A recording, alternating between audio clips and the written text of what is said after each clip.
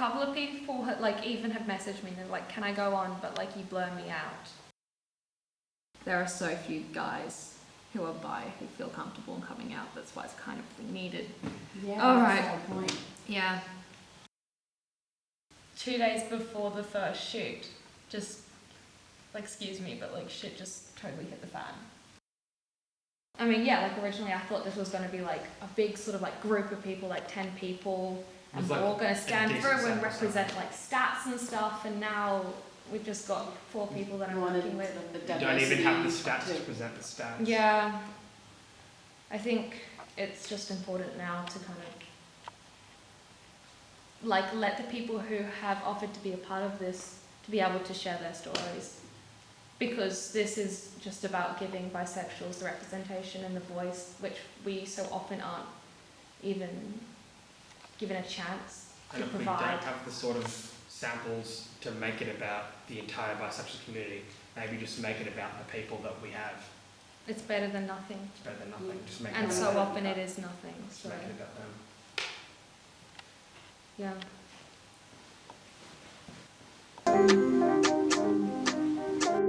Apples and oranges, Anita, take 1. Take 1. Phoebe, take 1. My name's Damon. My name's Phoebe. Hello, my name's Anita. I'm 20. I'm 25. I'm rolling through university. I work in advertising. I'm writing my own magazine. I'm 6 foot and I'm a bisexual. I'll say something that I've never told anyone. Is that cool? Growing up, I would have a single thought cross through my mind on a near constant loop, and no matter what I would do, it would always just be present at the back of my head, and it would be the same phrase over and over again: "I'm straight, fuck off." And it would just be like there and there and there over and over again. And it wasn't until I came out as bisexual that I went on my first date with a boy that I was forced to say it in conversation, the actual words like "I'm bisexual," that it actually stopped. Gorgeous. So I've given you some statistics, Anita, and if you could just read them out and tell us if they've got any significance to you, or if you've got any thoughts or reactions to them. Oh, I got thoughts. No. 66% of bisexuals feel only a little or not at all part of the LGBT community. And that's something I can definitely relate to. I'm probably part of the 66%. I'm then in the 34%. It's like when you look into representations of the LGBTQ plus community, more than 50% of the community is bisexual or pansexual. So it's kind of wild in a way for me to even just think, okay, well, I go into this space and, you know, I don't really feel that wanted or a part of it. And there's over 50% of us who should be part of that space who probably feel similarly. That if you talk the talk and walk the walk of a lesbian, the LGBTQIAP patchwork will just accept you as one of their own and say, yeah, perfect, you're fine. But if you're particularly feminine, or if you date men, like if I dated a man like tomorrow, like half those people who would welcome me would say, she's just fooling us all along. And so for people to assume that I'm straight is not something I want. I don't want people to assume that I'm straight. I don't want people to assume that I'm gay, because I'm neither of those things.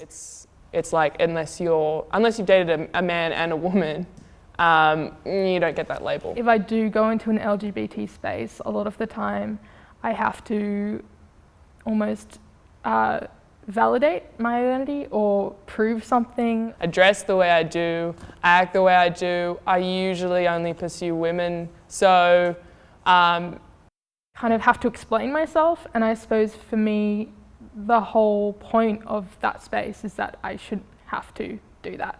If you don't feel a part of a community that's queer, and you don't feel part of a community that's straight, you just feel lost. Even though I know who I am now and I'm comfortable with my sexuality, the words in my head are now like, I'm bi, fuck off. I'm bi, fuck off. And it's still there no matter what. And to this day, I can't meditate or like concentrate on anything really without it like popping in the back of my head. And sometimes it's just like something I can brush off, but sometimes it's like an internal fight that I have to constantly fight with because of who I am. Due to the likelihood of my father seeing it I'd rather be admitted. Is that okay? As far as I know, he doesn't know. She hasn't come out to him. She's barely come out to her mother. And she has no idea how he'd react to that. Like, if they even know what that means. It's that sort of like, but what is that? Not that they wouldn't approve, but they wouldn't know. Like, I could tell that he wanted to be a part of it, because he too definitely feels like kind of closeted. Start like second guessing like the repercussions of him being a part of this. Like with my family, it's not as like spoken about. Like It's just sexuality. not one of the things that you talk It's about. not one of the things that you talk about. My eldest brother, out of my family, he's been the one who's kind of been the most, he's acknowledged it the most. But again, I think he doesn't quite understand. And I remember he spoke to me once, and this would have been, I think it was in person, but it was sort of like very quiet because the rest of my family was around. And he said, oh, I've got this friend and she also experiences bisexual urges. So maybe you would get along well with her. And it kind of made me stop and go, okay, yeah, well, thank you for that. And I'm glad that you think of me. But at the same time, it sort of struck me as a lot of people see it as like an urge, or they don't really see it as kind of an identity. And it offended me in a small way, because I knew he was coming from a good place. But at the same time, I was sort of like, this is my identity. It's not an urge I have every now and then to do something. Like, it's a part of who I am, and it's not going to go away. It had to be a documentary because it's not just a concept, and that's how it's normally treated in the media. It's normally treated as something that's just an idea or a fling or a passage to coming out as gay or lesbian. It's often never really given the sort of cement that it is for being a legitimate sexuality, and I think documentaries create that environment, that context, which demands the audience to respect what information they're being told. I have, I want to keep this as anonymous as possible in case they ever see it someday. These particular friends who are very performative queers, that's sort of what I think of them as in terms of the whole group structure.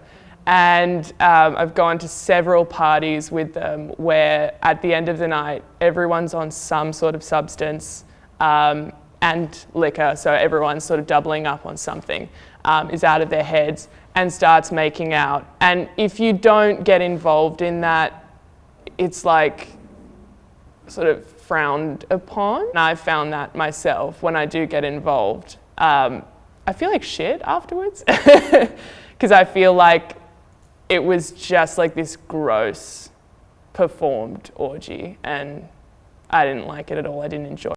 It paved the way for a lot of men who are poly but straight to come into a queer space and to come into a queer group and then sort of take advantage particularly of bisexual women and sort of pair off with them and be kind of gross about it the next day. They get away with a lot more predatory behaviours, and that pisses me off definitely. And it's usually towards bisexual women, which is also quite shit, yeah. Has your understanding of bisexuality changed since you started making this film? I think it's sort of like when you read about a country and you study their history and their cultures and you can speak the language and you think you know all about it until you actually go there. And it makes sense, but it's still not what you expected. Hearing other people talk about it, because you so rarely do, even if you are bi, it's so hard to find other bis. It was really insightful, actually, yeah.